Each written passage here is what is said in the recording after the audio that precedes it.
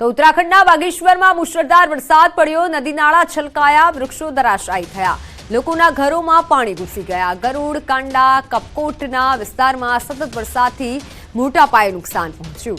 ખેતરોમાં ઊભા પાકમાં વરસાદી પાણી ભરાયા। ભારે વરસાદના પગલે જિલ્લા વહીવટીતંત્ર સતર્ક થયું।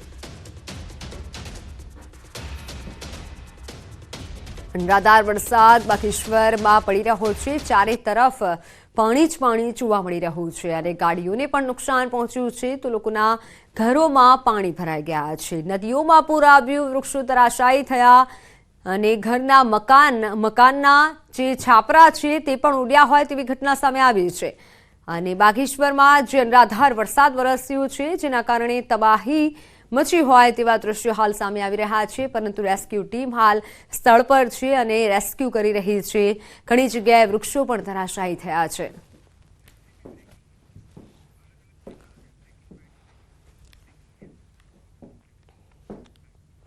તો વાત હવે ગુજરાત 4 સિસ્ટમથી ઘેરાયું તેની।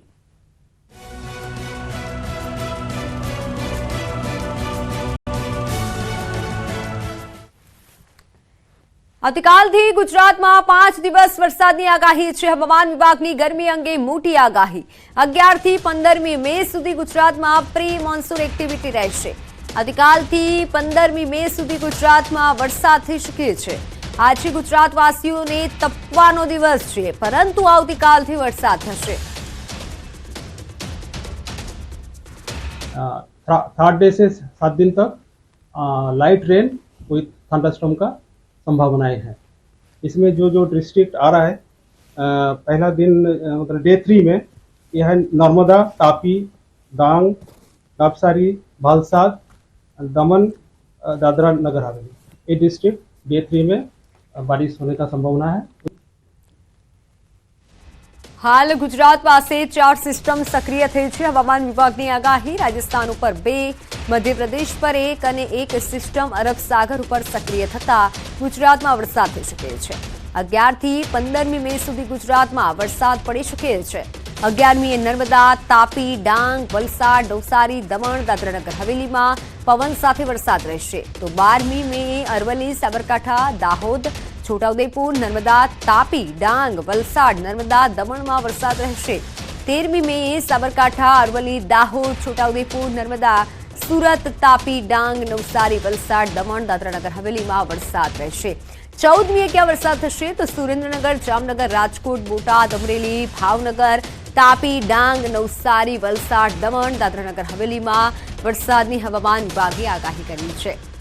15મીએ તાપી, ડાંગ, નવસારી, વલસાડ, દમણ, દાદરાનગર હવેલીમાં વરસાદ પડી શકે છે।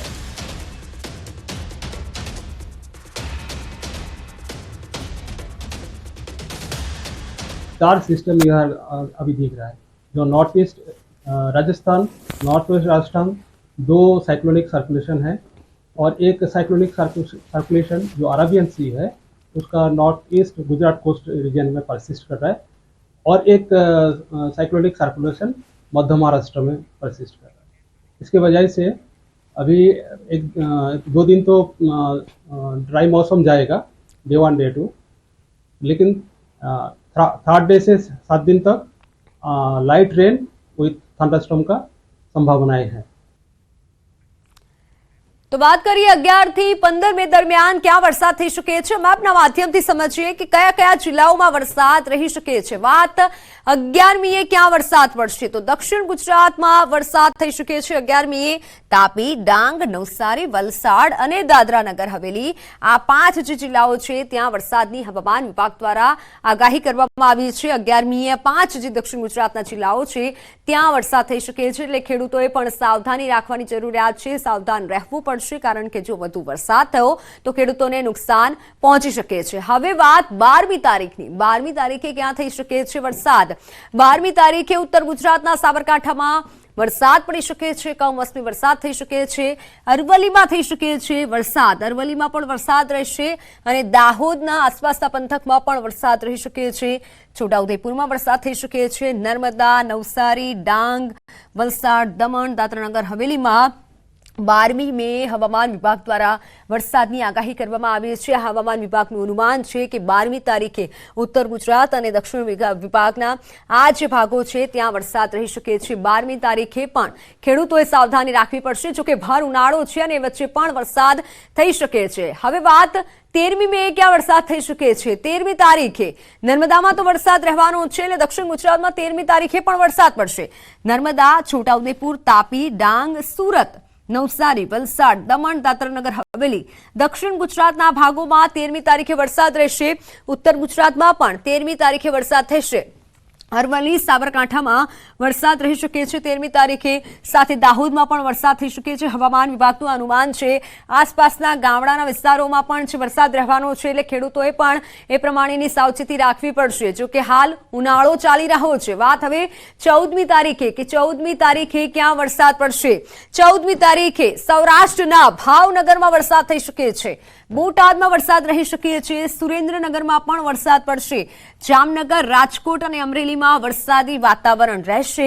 કમોસમી વરસાદ પડશે। 14મી તારીખે સૌરાષ્ટ્રના જે ભાગો છે આસપાસના પંથકમાં ગામડાઓમાં વરસાદ રહી શકે છે। હવામાન વિભાગનું આ આંકલન છે વરસાદનું, જ્યાં વરસાદ થઈ શકે છે તાપી, નવસારી, વલસાડ, દમણ, દાદરાનગર હવેલીમાં વરસાદ રહી શકે છે। વાત હવે 15મી મેની, 15મીએ ક્યાં વરસાદ રહી શકે છે।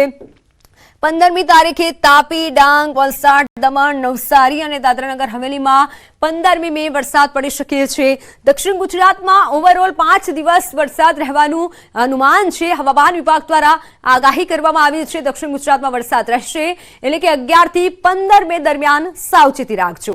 હવામાન વિભાગ દ્વારા આ મહત્વની આગાહી કરવામાં આવી છે અલગ અલગ દિવસ માટે। જો કે ભર ઉનાળો છે અને આ ઉનાળા વચ્ચે પણ વરસાદી વાતાવરણ રહી શકે છે અને કમોસમી વરસાદ પડી શકે છે। તો આજે રાજ્યમાં આગ ઉગતી ગરમી પડશે તેવું પણ હવામાન વિભાગ દ્વારા અનુમાન વ્યક્ત કરવામાં આવ્યું છે। અમદાવાદ વાસીઓ સાવધાન રહેજો। અમદાવાદમાં ગરમીનો પારો 43 ડિગ્રીએ રહી શકે છે। ગાંધીનગરમાં ગરમીનો પારો 42 ડિગ્રીએ રહી શકે છે।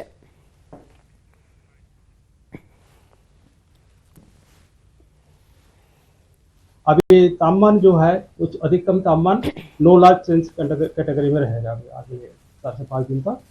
और जो गुजरात कोस्टल एरियाज है hot and humid weather persist करने का, बारिश होने के बाद थोड़ा सा रात होने का संभावना है, वो हम आगे आप और जो अहमदाबाद का मौसम है तापमान 43 डिग्री सेंटीग्रेड के आसपास रहने का संभावना है।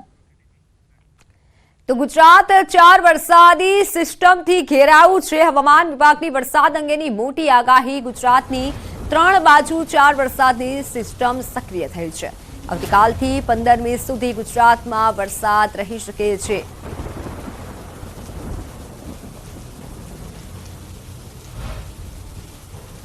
તો આવતીકાલથી 15 મે સુધી ગુજરાતમાં વરસાદ રહી શકે છે, એટલે કે 5 દિવસ વરસાદ 4 વરસાદી જે સિસ્ટમથી ઘેરાવું છે અને 4 થી 5 દિવસ સુધી વરસાદી વાતાવરણ રહી શકે છે। મેપના માધ્યમથી નજર કરીએ ગુજરાત આસપાસ જે 4 સિસ્ટમ સક્રિય થઈ છે અને આ સિસ્ટમ સમજવાનો પ્રયત્ન કરીએ। આ છે ગુજરાત અને રાજસ્થાનમાં એક સિસ્ટમ સક્રિય થઈ છે, પરંતુ પહેલી સિસ્ટમ મધ્યપ્રદેશમાં જે સક્રિય થઈ છે અને તેની અસર ગુજરાતમાં રહેશે, સીધું જોઈ શકાય છે મેપના માધ્યમથી। અને બીજી જે સિસ્ટમ છે તે રાજસ્થાનમાં સક્રિય થઈ છે। મધ્યપ્રદેશ, રાજસ્થાનમાં સિસ્ટમ જે સક્રિય થઈ છે અને તેના કારણે તેની સીધી અસર ગુજરાતમાં પડશે અને ગુજરાતના આસપાસના જે વિસ્તારો છે ત્યાં વરસાદ રહેવાનું અનુમાન છે। 15 મે સુધી વરસાદ રહી શકે છે। એક સિસ્ટમ સક્રિય થઈ છે અરબ સાગરમાં। અરબ સાગરમાં સિસ્ટમ સક્રિય થતા તેની પણ અસર ગુજરાત તરફ રહી શકે છે અને જેના કારણે આ 2-3 દિવસ વરસાદ રહી શકે છે। 15મી મે સુધી વરસાદ રહી શકે છે। ગુજરાતના જે કાંઠાના વિસ્તારો છે ત્યાં પણ જે પ્રમાણે આગાહી કરવામાં આવી છે, ખાસ કરી દક્ષિણ ગુજરાત અને સૌરાષ્ટ્રના જે વિસ્તારો છે આ તમામ સિસ્ટમ સક્રિય થવાના કારણે ગુજરાત પર તેની અસર રહેશે અને આ ભર ઉનાળામાં વરસાદી માહોલ રહી શકે છે અને વરસાદ આવી શકે છે। 15 મે સુધી હવામાન વિભાગ દ્વારા વરસાદની આગાહી કરવામાં આવી છે। આ 4 સિસ્ટમથી ગુજરાતમાં વરસાદી વાતાવરણ રહી શકે છે। તો ગિરિમથક સાપુતારામાં વાતાવરણમાં પલટો જોવા મળ્યો છે। ગિરિકંદરામાં ધુમ્મસની ચાદર પથરાતા ઠંડીના ચમકારા સાથે આહલાદક નજારો જોવા મળ્યો. દૂર દૂરથી આવેલા પ્રવાસીઓમાં ખુશીની લહેર છવાઈ. એક તરફ લહેરાતી વનરાઈ અને પર્વતમાળાએ જાણે ધુમ્મસની ચાદર ઓઢી લીધી હોય તેવા દ્રશ્યો જોવા મળ્યા. આકાશમાં કાળા ડિબાંગ વાદળો ઘેરાતા નયનરમ્ય વાતાવરણ સર્જાયું. તો સાપુતારાનો આ નજારો છે. ગિરિમથક સાપુતારાની હાલ પ્રવાસીઓ મુલાકાત લઈ રહ્યા છે. જાણે સ્વર્ગમાં આવી ગયા હોય તેવા આહલાદક નજારા વચ્ચે પ્રવાસીઓ મજા માણી રહ્યા છે. કાળા ડિબાંગ આકાશમાં વાદળો પણ ઘેરાયા હતા.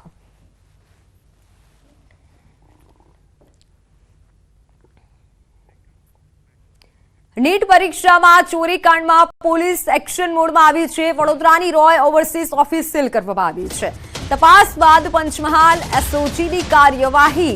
દસ્તાવેજી કાગળો પણ પોલીસે જપ્ત કર્યા છે. પોલીસ કર્મીઓના નિવેદન લેવામાં આવ્યા છે. હજુ પણ ચોંકાવનારી બાબતો સામે આવી શકે છે. રોય ઓવરસીઝના સંચાલક સામે ગુનો નોંધાયો છે. પરશુરામ રોયની એસઓજીએ અટકાયત કરી લીધી છે. પરશુરામ રોયની વડોદરા મુંબઈમાં કન્સલ્ટન્સી છે. રોય મેડિકલ એડમિશનનું તેઓ માર્ગદર્શન આપે છે. નીટ કૌભાંડમાં રોયે વિદ્યાર્થીઓના નામો મોકલ્યા હતા. વડોદરા એસઓજીએ પરશુરામ રોયને ગોધરા પોલીસને સોંપ્યો છે. પંચમહાલના ગોધરામાંથી સ્કૂલમાં નીટની પરીક્ષામાં ચોરી કૌભાંડ પકડાયું હતું. જેમાં વિદ્યાર્થી દીઠ 10 લાખ રૂપિયા લેવામાં આવ્યા હોય તેવું સામે આવ્યું હતું. જ્યારે આ પ્રકરણમાં 3 લોકો સામે હાલ ફરિયાદ નોંધવામાં આવી છે. જેમાં જય જલારામ સ્કૂલના શિક્ષક તુષાર ભટ્ટ, વડોદરાના રોય ઓવરસીઝના માલિક પરશુરામ રોય અને ગોધરાના આરિફ વોરા સામે ફરિયાદ નોંધાઈ હતી. ગઈકાલે ડેપ્યુટી સેન્ટર સુપ્રિન્ટેન્ડન્ટની ગાડીમાંથી 7 લાખ રૂપિયા પણ મળ્યા હતા.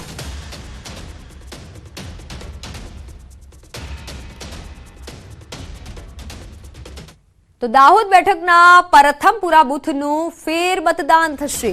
આવતીકાલે પ્રથમપુરા બૂથ પર ફરી મતદાન કરવામાં આવશે. 7મીએ મતદાન રદ થયું હતું. 220 નંબરના પોલિંગ સ્ટેશન પ્રથમપુરામાં આવતીકાલે સવારે 7 થી 6 દરમિયાન મતદાન થશે. જેમાં તમામ મતદારોને આવતીકાલે રજા પણ અપાશે. જેમાં 618 પુરુષ મતદારો અને 606 મહિલા મતદારો ફરીથી પોતાનો મત અધિકારનો ઉપયોગ કરી મતદાન કરી શકશે.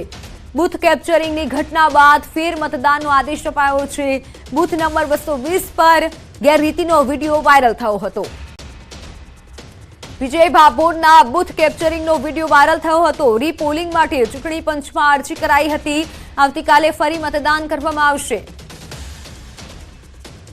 દાહોદ લોકસભા મત વિસ્તારના 123 સંતરામપુર વિધાનસભા મત વિસ્તારના પોલિંગ સ્ટેશન નંબર 220 ખાતે તારીખ 7 મે 2024ના રોજ થયેલ મતદાનને રદ જાહેર કરેલું છે અને તારીખ 11 મે 2024 શનિવારના રોજ સવારે 7 થી સાંજે 6 વાગ્યા દરમિયાન નવેસરથી मतदान કરવાનું નિર્ધારિત કરવામાં આવ્યું છે.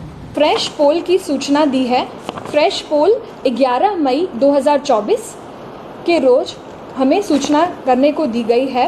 पोलिंग पार्टीज की रचना करने में आ गई हैं. पॉलिटिकल पार्टीज और कैंडिडेट को इसके बारे में लिखित में जानकारी कर दी गई है. तो हाल समाचारों में समय थयो छे विरामनो.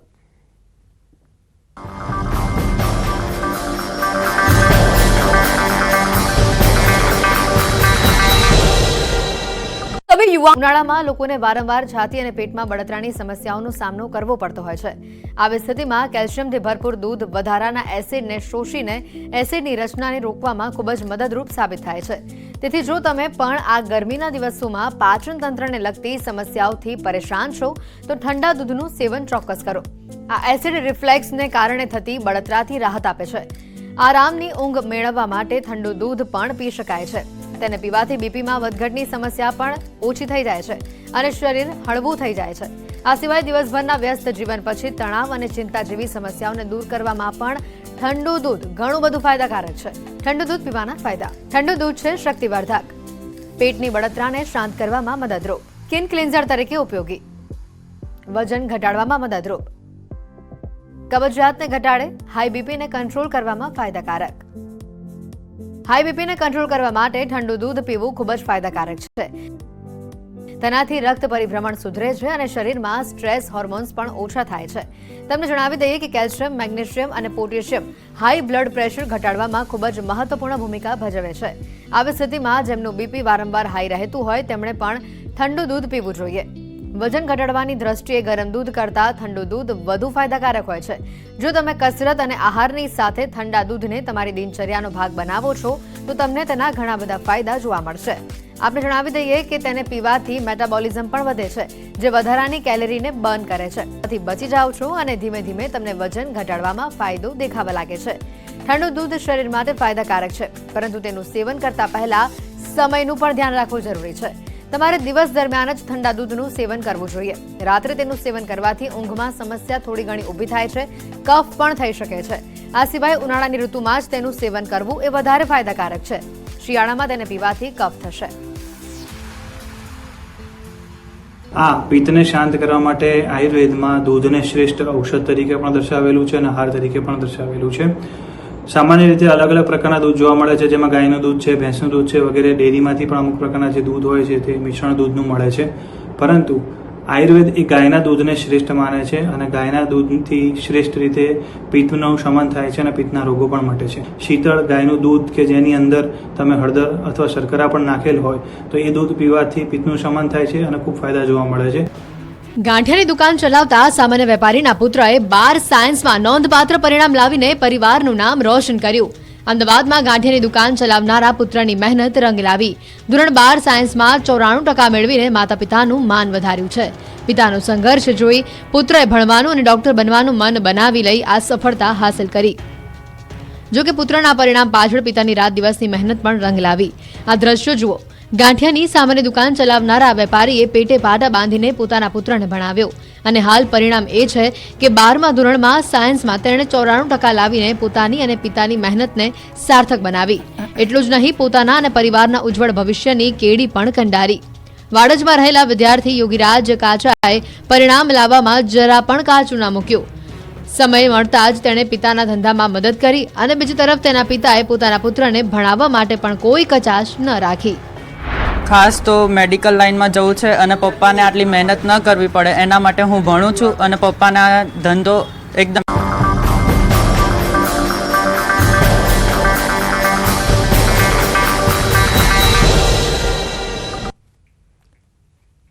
Welcome back. મહત્વના સમાચાર પર નજર. ભગવાન જગન્નાથની રથયાત્રાની તૈયારીઓ શરૂ કરવામાં આવી છે. આજે અક્ષય તૃતીયાએ રથ પૂજન કરવામાં આવ્યું. અમદાવાદના જગન્નાથ મંદિરે ત્રણેય રથનું પૂજન. અખાત્રીજના દિવસથી ભગવાનના ત્રણેય રથની વિશેષ પૂજા કર્યા બાદ રથનું સમારકામ અને રંગરોગાન શરૂ કરાશે. શાસ્ત્રોક્ત વિધિ મુજબ ત્રણેય રથની પૂજા કરવામાં આવી. શુભ મુહૂર્તમાં મંત્રોચ્ચાર સાથે રથની પૂજા થઈ. ભગવાન જગન્નાથની 7 જુલાઈ રથયાત્રા નીકળવાની છે અને તેની તૈયારીઓ શરૂ કરી દેવામાં આવી છે.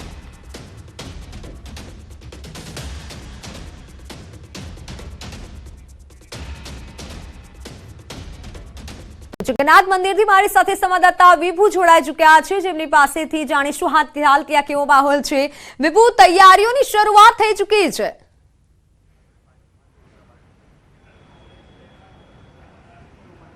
મિત્તલ, ભગવાન જગન્નાથ છે એ રથયાત્રાએ નીકળે તે પહેલાંની જે વિધિ હોય છે તે આજથી શરૂઆત કરવામાં આવે છે. આજે અખાત્રીજ છે અને અખાત્રીજના દિવસે ચંદન યાત્રા છે તે યોજાય છે. એટલે કે આપને દ્રશ્યો બતાવવા માંગીશ કે આ ભગવાન જગન્નાથનો જે રથ છે તેનું સમારકામની શરૂઆત છે તે કરવામાં આવે છે. પરંતુ આ ત્રણેય રથની પહેલાં પૂજા વિધિ કરવામાં આવે છે. મંત્રોચ્ચાર સાથે મહંત અને સાધુ સંતોની ઉપસ્થિતિમાં આ 9:30 કલાકે આ ત્રણ રથનું પૂજન વિધિ કરવામાં આવશે અને ત્યારબાદ જે રથ છે એટલે કે જ્યારે ભગવાન જગન્નાથ યાત્રાએ નીકળ્યા હોય છે અને ત્યારબાદ જે રથ આવે છે તેને તે જ સ્થિતિમાં મૂકી દેવામાં આવે છે. પરંતુ હવે જ્યારે ભગવાન ફરી રથયાત્રાએ નીકળવાના છે ત્યારે તેમના રથને શણગાર કરવામાં આવશે. એટલે કે કલરકામ છે, સમારકામ છે, તે ત્રણેય રથોનું કરવામાં આવશે અને આજથી હવે વિધિની ધીમી શરૂઆત છે તે થઈ જશે. અખાત્રીજના દિવસે પહેલાં તો રથોનું પૂજન બાદ સમારકામ સિસ્ટમ અને ત્યારબાદ એક પછી એક વિધિ છે તે થતી હોય છે. જળયાત્રા નીકળતી હોય છે અને જળયાત્રા બાદ ભગવાન જગન્નાથ છે તે મોસાળ જતા હોય છે અને મોસાળ ગયા બાદ પરત જ્યારે આવે છે અને ત્યારબાદ નગરચર્યાએ નીકળે છે. એટલે કે અહીં હવે આ દ્રશ્યો જોઈ શકો છો કે તૈયારી છે તે કરી દેવામાં આવી છે. તમામ સામગ્રી છે તે લાવવામાં આવી છે. 9:30 કલાકે મંત્રોચ્ચાર સાથે વિધિ કરવામાં આવશે. ભગવાનને ચંદનનો લેપ છે તે લગાવવામાં આવશે. જો કે ચંદનનો લેપ એટલા માટે પણ લગાવવામાં આવે છે કે જે અત્યારે ખૂબ જ ગરમી હોય છે અને ગરમીમાંથી ચંદન જો લગાવવામાં આવે તો ઠંડક મળતી હોય છે. ત્યારે એક ભાવ સાથે ભગવાનને ચંદન છે તે લગાવવામાં આવે છે. એટલે કે આ 3 રથો છે અત્યારે અહીં પૂજા વિધિ માટેની છે તૈયારી છે તે શણગાર કરી દેવામાં આવ્યો છે. મંત્રોચ્ચાર સાથે વિધિ કરવામાં આવશે. સાધુ સંતો અહીં ઉપસ્થિત છે તે જોવા મળશે અને રથનું પૂજન થયા બાદ આવતીકાલથી એટલે કે ધીમે ધીમે હવે સમારકામની શરૂઆત છે, રંગરોગાનની શરૂઆત છે તે કરી દેવામાં આવશે.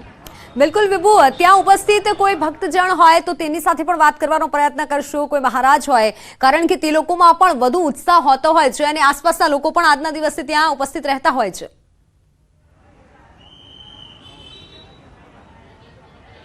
મિત્તલ, જે રીતે પુરીની યાત્રા બાદ જો સૌથી મોટી યાત્રા નીકળતી હોય તો ગુજરાતના અમદાવાદમાં છે અને અત્યારે આ પ્રસાદ પણ અહીં આવી ગયો છે. ભક્તો છે તે પણ ખૂબ જ મોટી સંખ્યામાં અહીં આવતા હોય છે. લોકોમાં અલગ જ પ્રકારનો ઉત્સાહ છે તે જોવા મળતો હોય છે. જે 1 થી 2 મહિના છે તે તૈયારી ચાલતી હોય છે અને જેના કારણે ભક્તોમાં પણ ઉત્સાહ હોય છે, મોસાળામાં ઉત્સાહ હોય છે, કારણ કે જ્યારે ભગવાન ખુદ નગરચર્યાએ નીકળતા હોય છે તેની તૈયારીઓ ચાલી રહી છે. નરસિંહભાઈ, એક ભક્ત તરીકે આપ શું કહેશો કે આજથી વિધિની શરૂઆત થઈ ગઈ છે, હવે ભગવાન નગરચર્યાએ જે નીકળવાનો છે સમય પણ નજીક આવશે? હવે આગામી 7/7/2024 દિવસ રથયાત્રાના અનુસંધાનમાં આજે રોજ જગન્નાથ મંદિરના સામે જે 3 ભગવાનના રથ છે એની આજ એની પૂજા થશે. આજે અખાત્રીજ દિવસે બહુ મુહૂર્ત કહેવામાં આવે છે. ત્યારબાદ એને જળયાત્રામાં ભગવાને બેસવાની જળયાત્રા કરશે. ત્યારે 22/6/2024 રોજ ભગવાન સરસપુર મોસાળમાં જશે 15 દિવસ માટે. અહીંયા જઈને અભિષેક થયા પછી સાંજે 4 વાગે 15 દિવસ ભગવાન મામાની ઘેર રહેશે.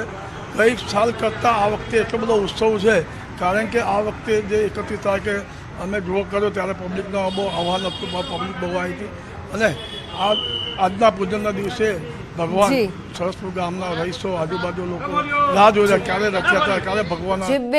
બિલકુલ, સતત અપડેટ આપના પાસેથી લેતા રહીશું. આભાર વિભુ સમગ્ર માહિતી બદલ.